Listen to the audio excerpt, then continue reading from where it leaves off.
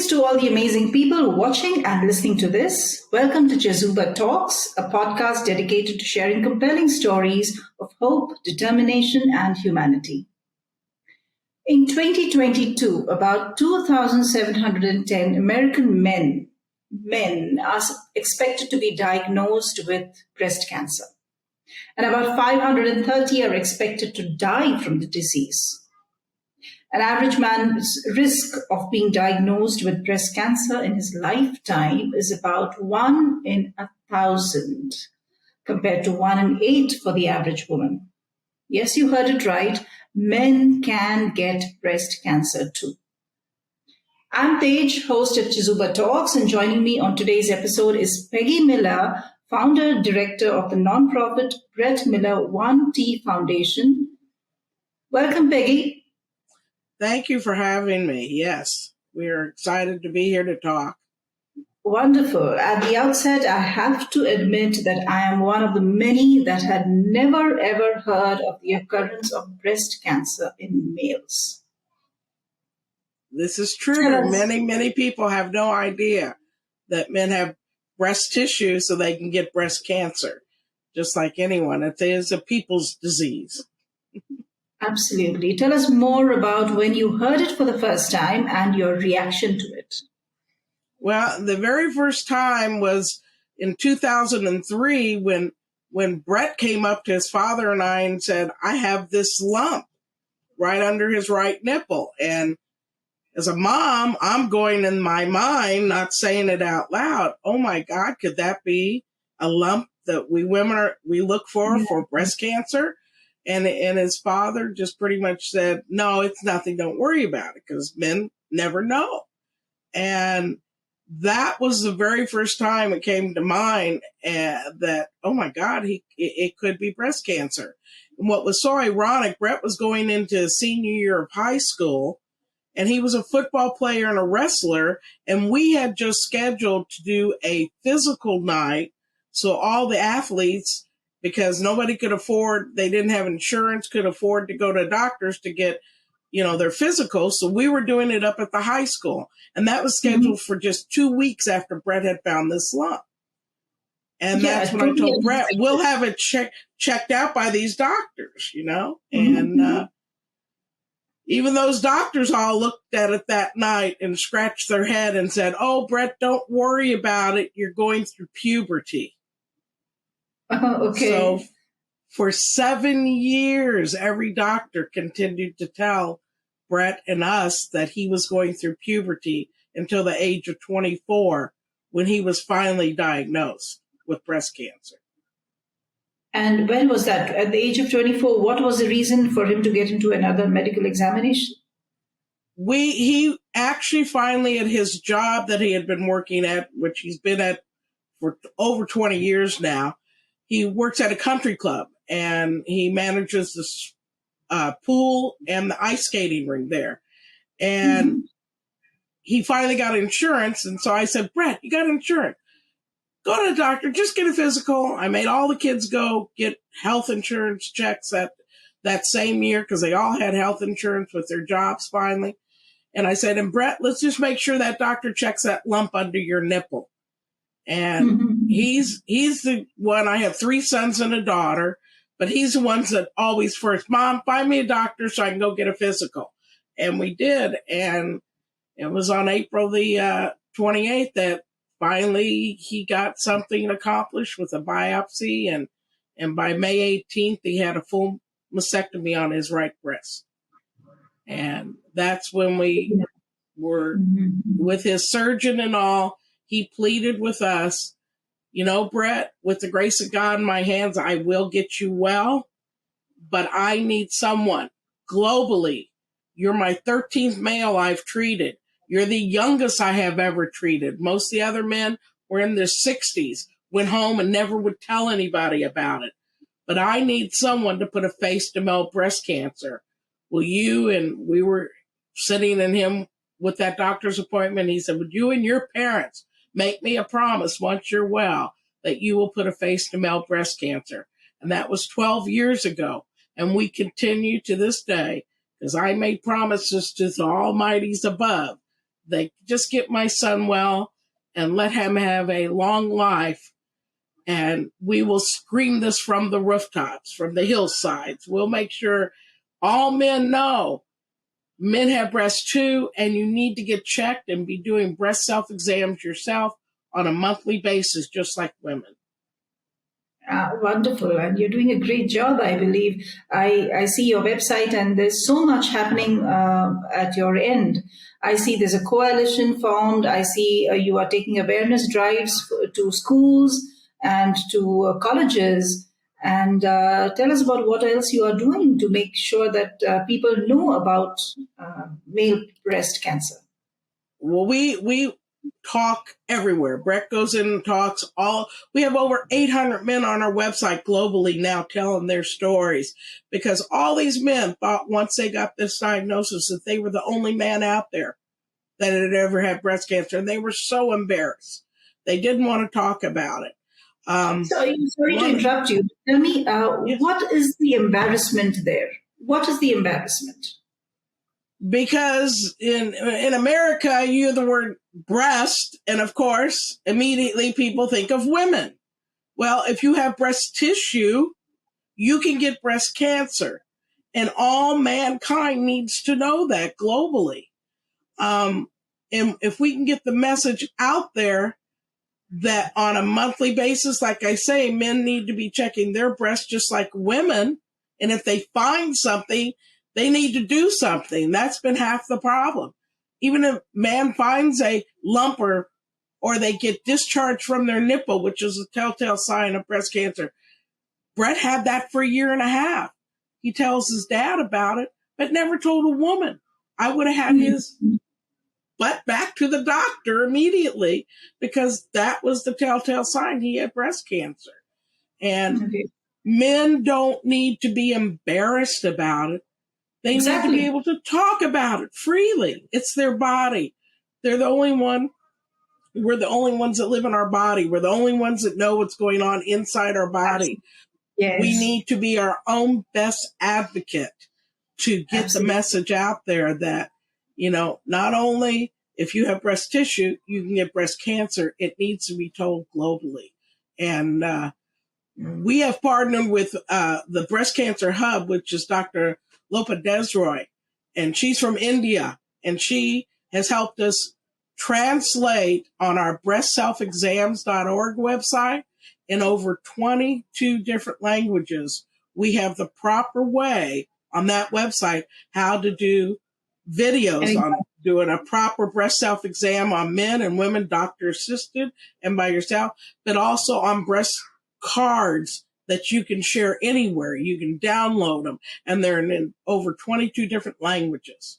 And it's amazing that she partnered with us many years ago, and she travels back to India once a year, spends 3 months going to villages and villages talking about breast cancer in women and men, and to get treatment. Don't be afraid to get treatment.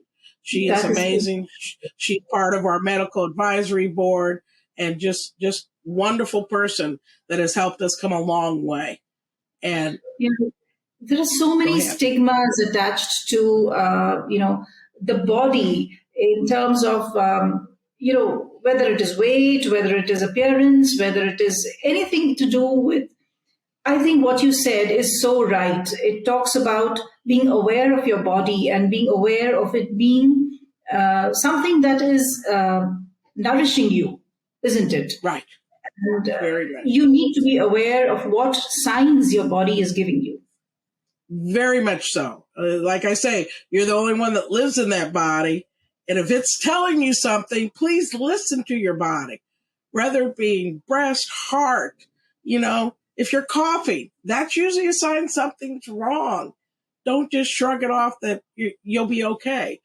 Go get it checked, because, and if one doctor tells you it's nothing, which many of our men have gone and gotten it checked, and the doctors will say, let's wait and see. No. Go get another opinion. Get a doctor that knows something about, and you can't blame the medical professionals. If a doctor has never been presented this, how do they know? that men can get breast too. They True. don't. Very. They Yes. just Yes. don't. So there's very less information. Talking about doctors, there's very less information and research focused specifically on male breast cancer. To be honest, this is the first time that I have ever heard of it, honestly. So, what can we do, or what can the medical profession do to ensure? Like you said, there is Lopa who is spreading awareness about it. Yes. But otherwise, when I go to a women's clinic, for example, why is it that only women's breast, cancer is discussed? Why is it not male breast cancer that is discussed? Just like you say, it needs to begin there. When we finally get a man to go get a physical, which are very far and few between, like I've said, I have 3 sons, a husband, I have a daughter. We women get checked no matter what yearly. When we go for our physicals, they check our breasts. And if a man, when he goes in to finally get that physical and the doctor doesn't check it, that man needs to call that doctor back in immediately and say, please check my breasts. I want to make sure nothing's wrong there. And that in itself will help train the medical professionals. Oh, maybe I should be doing that. We've talked to many doctors here in America about it, and some of their answers are a little crazy because they go, well, if I stop and check a man's breast, that takes another 5 minutes on each of their cases, which eliminates me seeing more patients. I don't care. I'm your patient right now. You need to be checking my breast, And I say, men, I know you don't demand things. You barely will go to a doctor unless you're sick. But that's something you should be demanding. If they're checking down below on you, they need to be checking up in your breast area too. Would you say that the insurance companies, or it's not a prerequisite, right, to get male Right. breasts? And maybe that change should happen where people's, it is there in the checklist that, okay, these things have been checked. It needs to be. And that's half the battle in America. A man, I fought for 3.5 weeks with Brett's insurance company to pay the bills because they said they weren't going to pay it. And we finally won that battle. And men today still have issues with their insurance companies getting a mammogram covered, getting a sonogram covered for their chest area. And I keep telling them, do not give up. Fight for it. If it has to be your partner, your spouse, wife, or whoever that needs to go to bat for you because you won't, because most men won't fight with insurance companies, they'll just pay it, then stick somebody else on it. Because if there's something in your chest, a lump or discharge or whatever, then you need to do, something about that. It needs to be done. I talk about these breast self-exam cards, and this is what it is. And it shows them in the proper way to do the breast self-exams. And on the backside, it also shows women how to do it properly. Peggy, just to tell you that we are going on Spotify as well as YouTube. So what you're showing is probably not going to be understood by people who are just listening to this podcast. Right.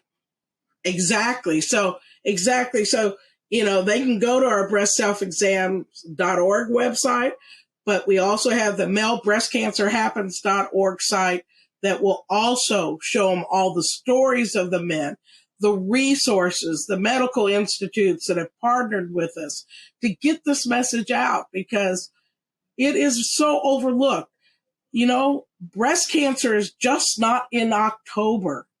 It is year round. Breast cancer does not discriminate. It gives it to anything, being or whatever that has breast tissue. You can get breast cancer. On our YouTube channel, if you go view it, which is so sad that in 2014, Eli, the orangutan in our Salt Lake City Zoo here in the United States, 24 years old, an orangutan died of male breast cancer. So we know proof that and this orangutan was somewhat famous because he was the orangutan that did commercials for the NFL, our National Football League.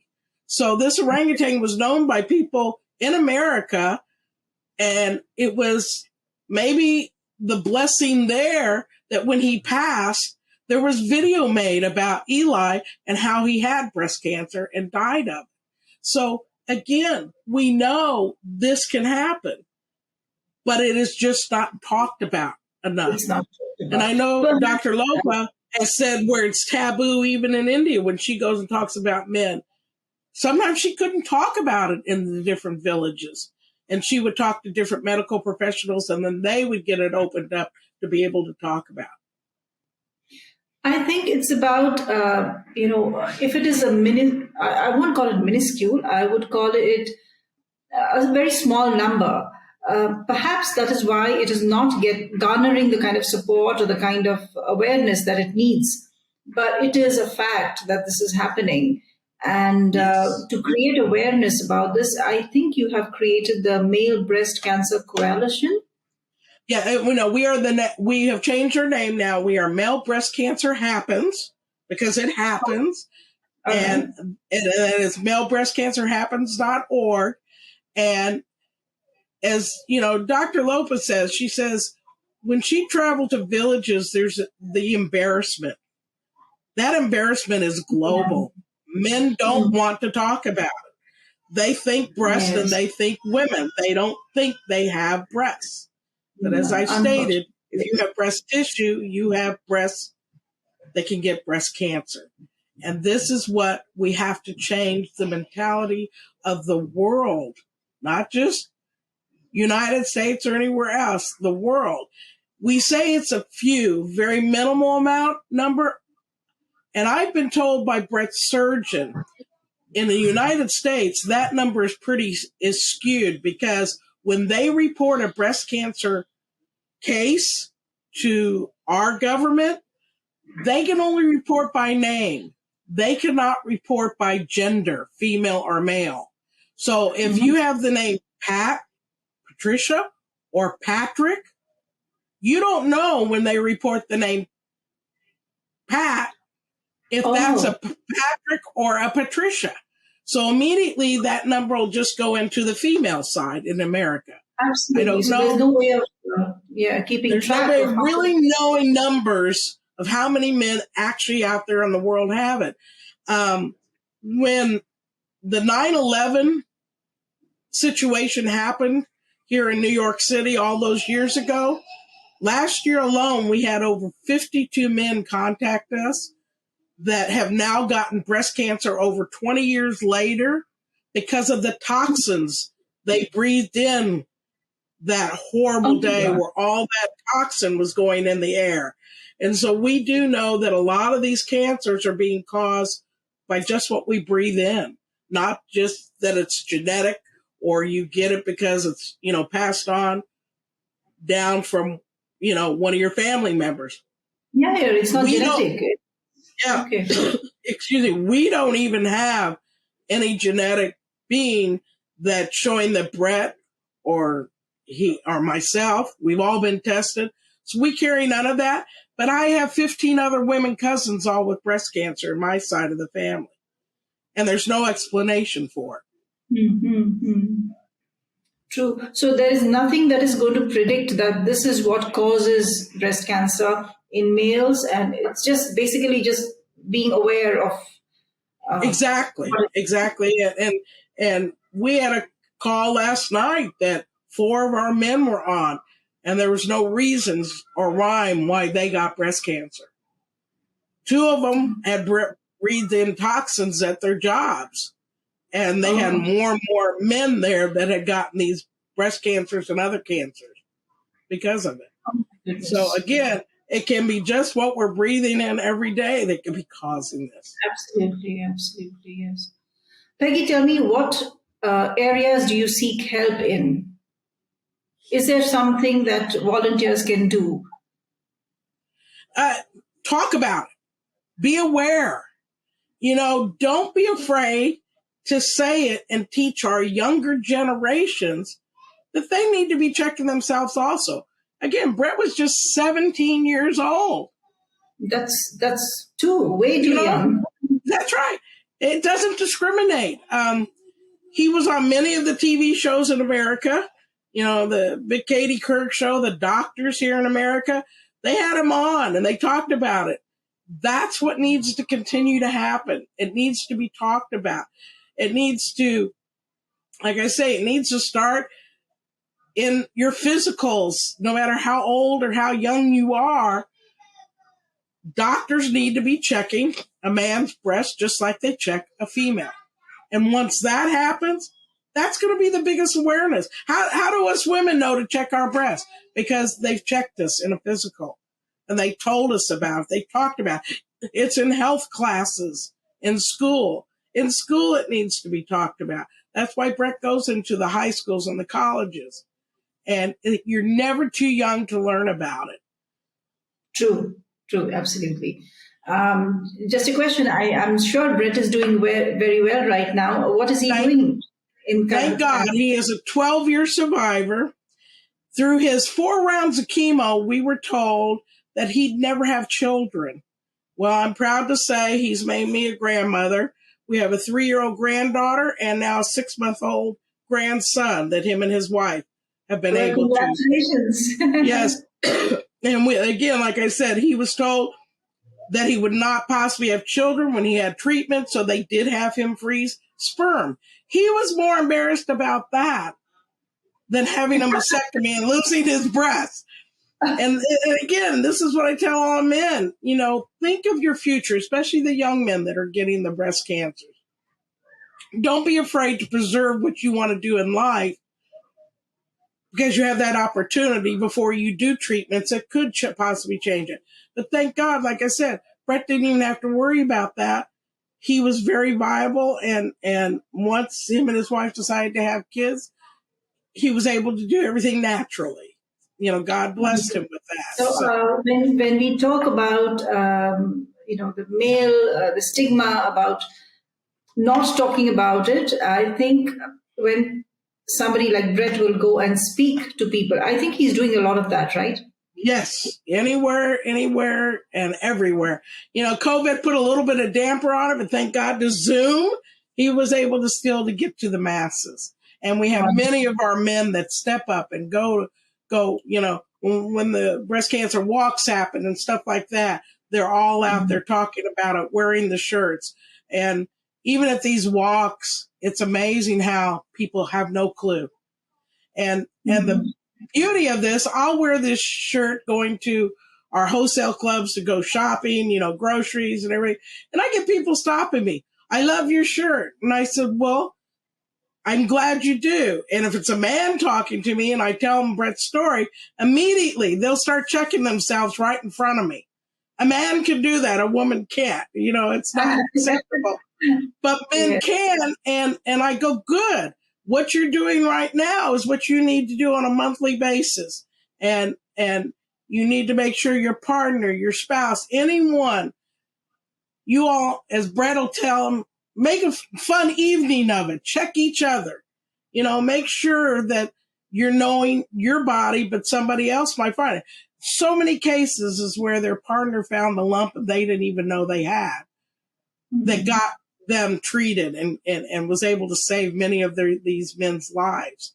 Because when it's not treated, they wind up as stage 4, which becomes metastatic, and you're in treatment the rest of your life. And many of our men through COVID wound up that way because they didn't do anything about it. They couldn't get in to see a doctor, and this is what we got to continue to change. But the more we talk about it, the more change will come. Absolutely, yes. Peggy, do you have any influencers, or do you have any support group, or do you have anybody who is a partner as a stakeholder in your organization? Yes, we work with many groups. Like I say, if you go to our resource page on our website, malebreastcancerhappens.org, you can see all the different resources that are speaking up in the medical fields, in the schools and the colleges. We get in America here, we get the sororities and fraternities now talking about it. And once, Brett got his fraternity at KU where he went, and they started, and they still to this year. I mean, he's 36 years old, but he'll go back and talk to the group of the fraternity guys at his at KU and gets the message out that way. So all I can say is when you're asked to speak about it, any of the men that have gone through this globally, step up, go talk about it.